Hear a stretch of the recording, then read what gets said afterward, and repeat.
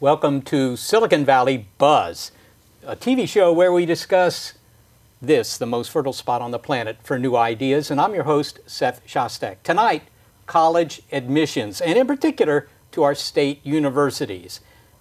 Is the University of California system, Berkeley, UCLA, San Diego, and so forth, still about California? Or is it as indifferent to students in this state as a private university would be? And if you have a kid who wants to go to college, is there any assurance that your kid would be able to go to school here in the state in which they live? Well, joining in this discussion tonight are my guests. Katie Murphy. Katie Murphy is a journalist with the Bay Area News Group. Katie, welcome to the show. Thanks, great to be here. And Rohini Ashok. Rohini is a parent of college-age students here in the South Bay. Yes, I am. I have one in college and one heading off to college. Well, let me ask you, Rohini, the one who's going to head off to college, he's a high school junior, I believe. He's a rising senior, yes. He wants to go to university here in California. Yes, he does. Why is he worried? He came home from college counseling and said, Mom, I'm not going to get into any of the UCs, and neither are most of my friends. And that got me really, really concerned. He's a good student. He has the necessary grades. And, you know, if it's not for a student who's good, then who is it for? Well, no, wait a minute. You say he's qualified. He's got the right GPA. Yes. He's got the right test scores. Yes. Activities. Yes. All that stuff. Yes. So why is he concerned? What's the basis for his concern? Who told him you're not going to get in? So the college counselors go through a list of colleges which are reaches, which are probable, and which are definitely possible. And the UCs were possible a few years ago, about 5 years ago, and now are reach or impossible to get into. That's pretty concerning for a parent to hear that, you know, system that we pay for with our taxes is not available to our qualified children. So what do you see as the problem? I mean, maybe there are just too many people applying. That's what I thought. That's what I thought about 2 years ago. And then I read Katie's article about what is going on in the UC system, where we find out that more and more seats are being reserved for out-of-state and or foreign candidates. I mean, these are literally being held for people who are less qualified but pay more. And so they're paying out-of-state tuition, and looks like the UCs are auctioning off these seats. Well, let's turn to Katie then. Yes. Katie, you wrote the article. Is it what she describes? I mean, what did you find? Well, I found that while the number of seats for California students remained pretty flat over the years, the enrollment of out-of-state international students tripled in recent years. I think it was in the last 10 years or so. So basically what's happening is that the number of seats for California students hasn't increased to meet demand. There's more people applying, there's more Californians applying, they're applying to more campuses, and so the volume is going up. So your odds are going down. At the same time, almost all of the growth, the enrollment growth in the system is going to people from out of the state and out of the country. So it's not as though in most cases the number of seats is shrinking for California students. It's just, it's not keeping pace with the demand. All right, let me make sure I understand this. What you're saying is you're a California kid, you're a high school senior, and you've got you got such and such GPA, you got the right test scores, you're a candidate. Mm-hmm. But your chances are now diminished if you're a foreign student or you're an out-of-state student, you're from Illinois or someplace like that, your chances have increased. Is that the bottom line kind of thing? That's probably true. It's I think the admission rate is roughly the same. It's just that it's gotten harder. If you were a student, if you were applying to college in the 90s, late 90s, you probably had twice as good of a chance of getting into UC Berkeley, UCLA, Santa Barbara, San Diego as you do now. The admission rate for UC Berkeley and UCLA it's under 20% now for in-state students. Okay, well, I actually looked up some of the numbers because I had read your article, and this is what I found. In 2014, 12,800 students were admitted to Berkeley. I'll take Berkeley, it's the local school, of which 8,390 were from California. So that's the majority, that's by far the majority. 2010, going back 4 years, there were essentially the same number of students admitted, but 9,460 were from California. So that's like 1,000 more, okay? And that is a difference, although I wouldn't have thought that that would affect your chances of getting in by such a large percentage. I mean, yeah, maybe 10% effect, 20% effect. I mean, And Berkeley is the one campus that actually took fewer in-state students than it did. I looked at a period, 2009 to this past year, and it actually reduced its in-state enrollment for freshmen. So I think that has something to do with it, but I do think that people are applying to more schools. Maybe before, if you were a top student and you lived in Northern California, you'd apply to the Northern California UCs, and if you're from LA, you'd apply to UCLA. Now everyone is applying to all of the schools that they could possibly imagine going to, in part because they have to, because they know there's no assurance of getting in. Rohini, is your son doing that? He probably will. He's starting his admission process now, and he's has to apply to all the UCs. I mean, he doesn't get to pick anymore. He doesn't get to choose where he wants to go, and he doesn't get to pick the major that he wants to take. Well, and I feel like at a certain point, the volume is so enormous that, and I've heard this before, that at a certain point it becomes almost arbitrary who gets let in and who gets rejected. So you hear stories from students who say, oh, well, because everyone talks about who gets in, and they say, well, my friend got into UCLA, which is supposed to be one of the hardest ones, but they got rejected from UC Davis, which is supposed to be easier to get into. So it seems like students are kind of losing faith. They feel like there's no rhyme or reason or nothing predictable about the system. well, could that be that the bar now is so high that essentially all these students are qualified, and it's just the vagaries, the idiosyncrasies of the admission committee at each school that account for these sorts of differences? I mean, maybe there's nothing systematic here. So Right. can I interject for a second? Why should the bar be set so high only for California kids? It seems like people coming from out of state and foreign students have a lower GPA, much lower SAT scores.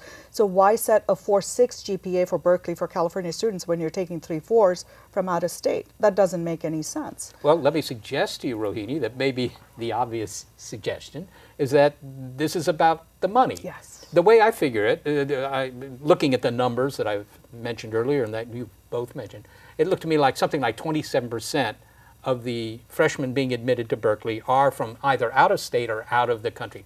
So, you know, maybe 1 in 4, 1 in 3, somewhere between that. Now, Californians pay something like $13,000 a year to go to Berkeley. These people who are not from California pay $36,000, right? That's 3 times as much. So that, 27%, they're bringing in as much tuition money as all the Californians are, even though they're a minority. And so I would think that if I'm running the school and I don't have any money, which is what they say, that I've got to do this. Otherwise, there's no school. Well, then don't make me pay taxes for you. So I'm a California taxpayer, and part of my taxes go towards funding the UCs. So why ask for my tax money and sell the seat and not let qualified kids get in? I think what's interesting is that these universities they're public, but they're acting more like private institutions. As time goes on, they're getting less support from the state. So the state is investing less. They get more money from tuition than they do from the state at this point.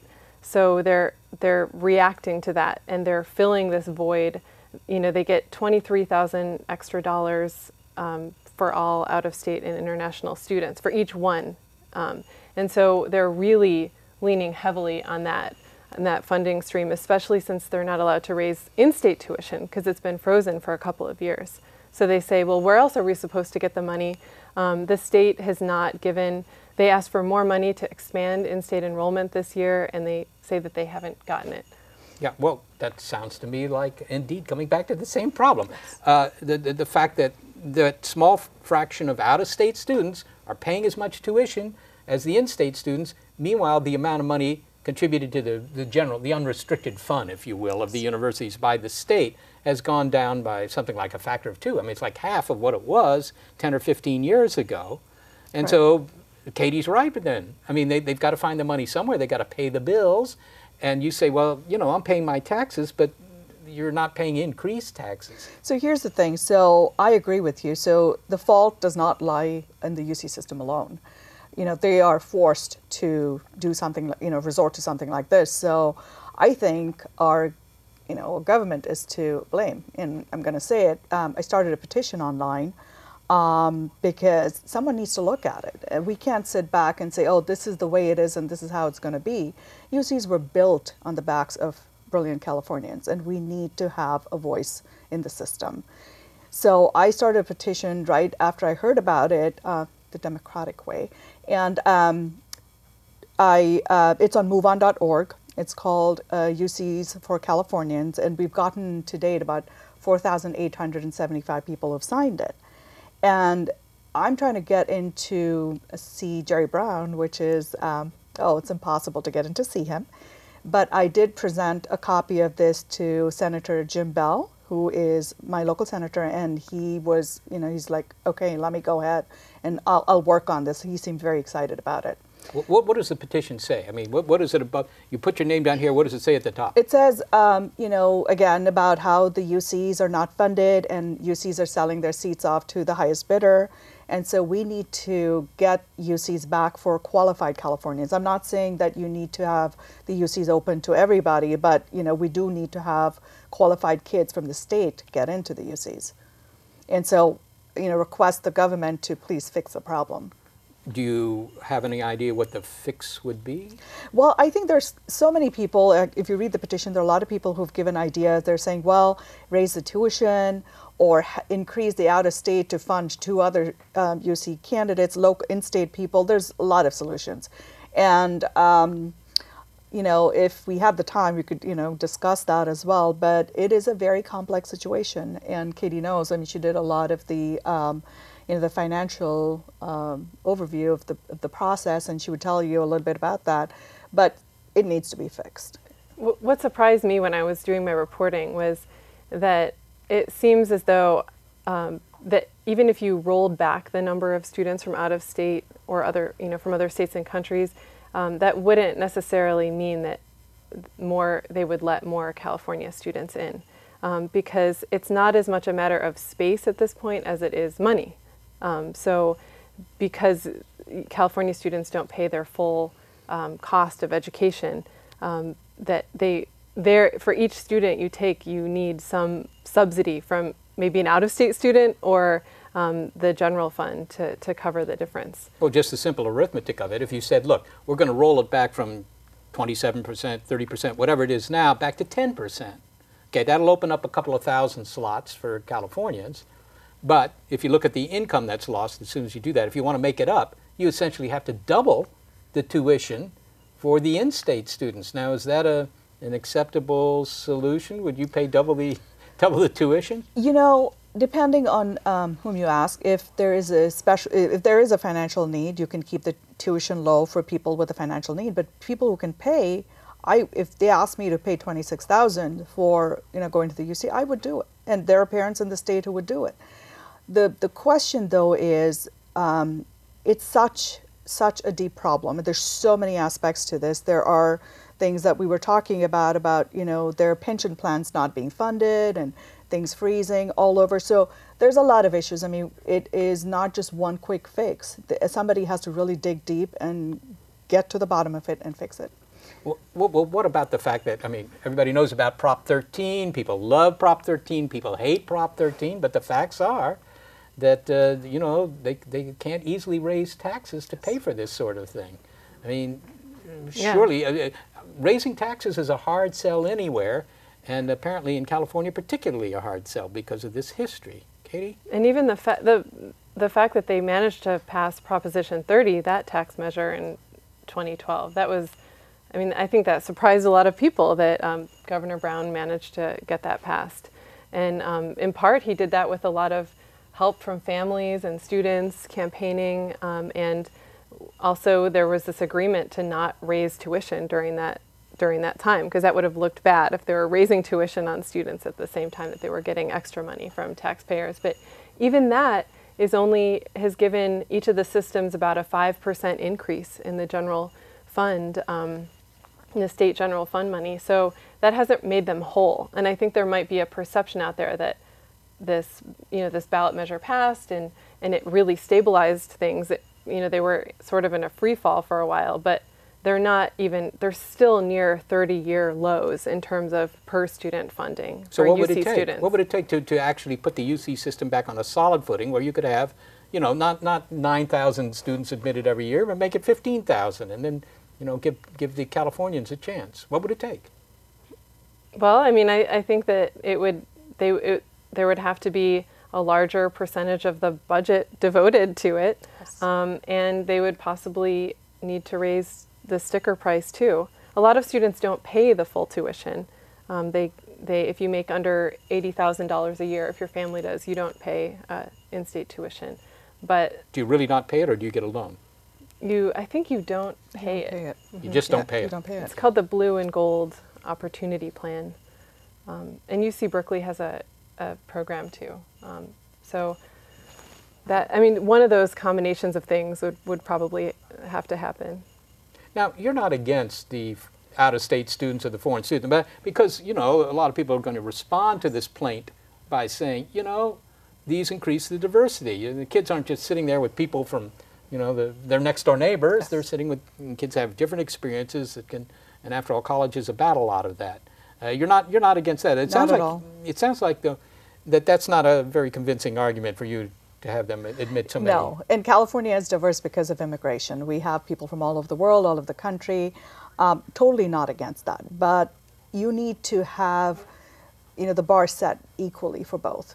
You should have, you know, if it's merit-based, keep it merit-based. Don't have a merit-based system that's, you know, requires a much higher GPA and scores for Californians versus out-of-state and foreign students. That's one thing. The other thing is, yes. Oh, I was just wondering, I didn't know that was true. The admissions people will tell you that the out-of-state students have just as high of qualifications.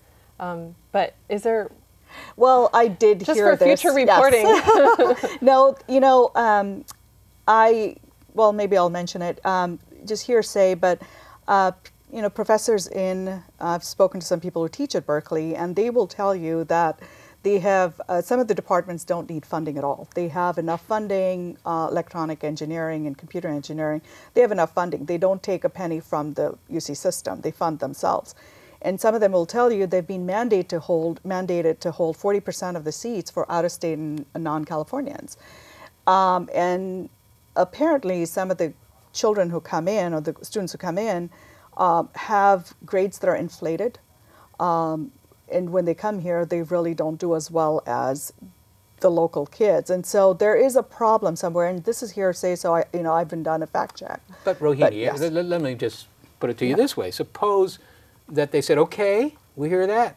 You want equivalent requirements for students coming in from, you know, Delaware as from people coming in from Milpitas, okay? And suppose they say, okay, we're going to do that. It doesn't solve your problem. There's an infinite number of students out there in the rest of the 48, 50 states, not to mention the other couple of hundred countries in the world, to fill up all those slots. So all that would happen is that, yeah, you know, they would be better qualified, but it won't solve the problem of too few slots for Californians. No, but here's the thing. They come in from they have state universities in their states that will take our kids. So it's almost like There's a swap going there's on. a swap, there's a conspiracy.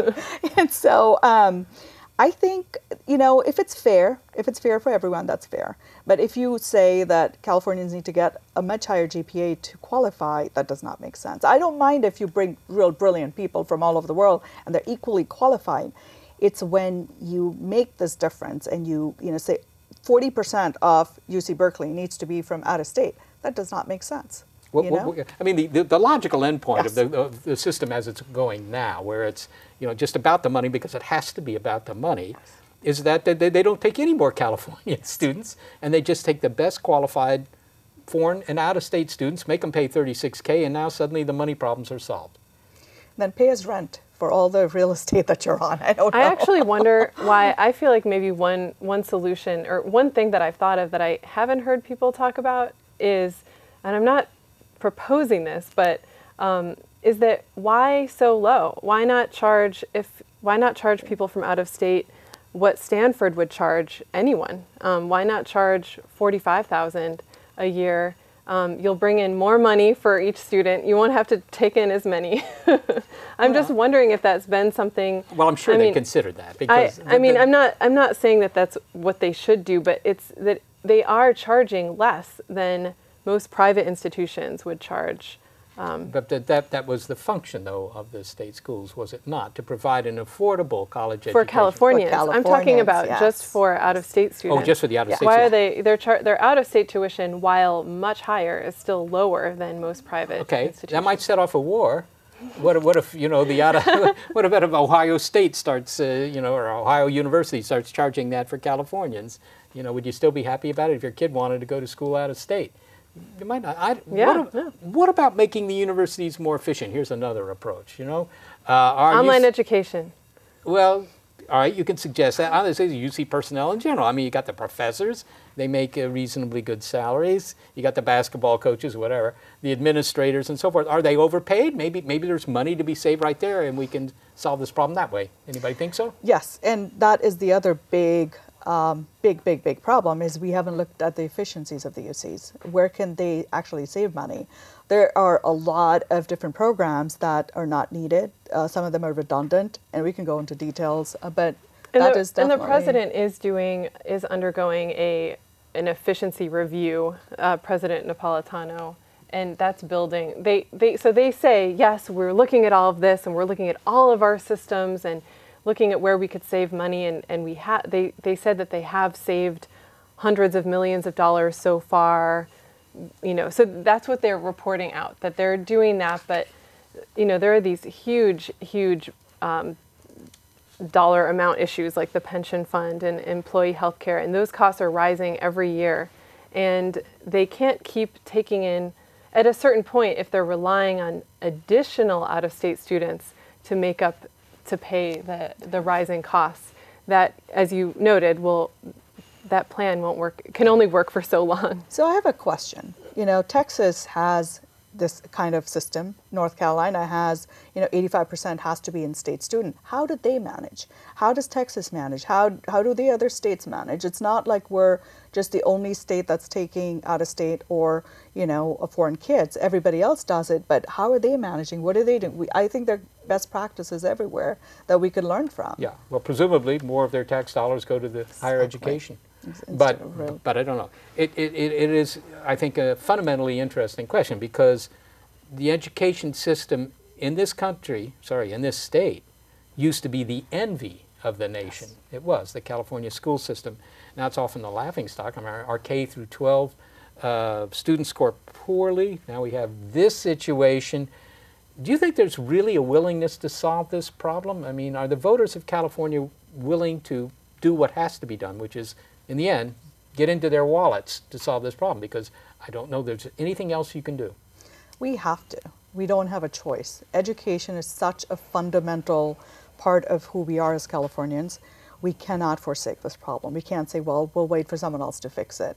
We need to work on this. We need to act on this, and it needs to be right now. What about the future? I mean, since 2010, population of California has gone up by 1 million in the last 4 years. Okay, and 4 years is, okay, so that's like 1,000 people a day. The population has increased, roughly.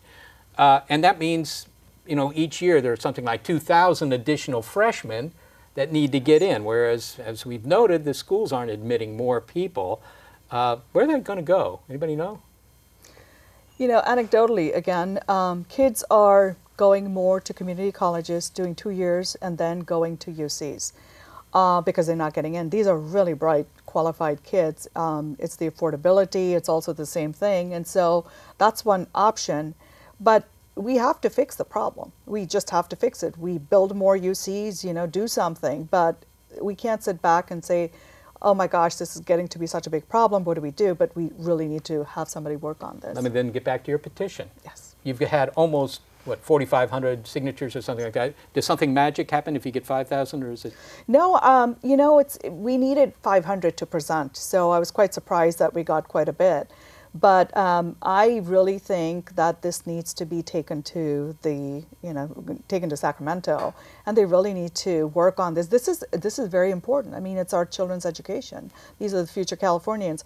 If you send them out of state, there are high chances that they're going to settle out of state, and they're going to take their education, their jobs, and their money out of state.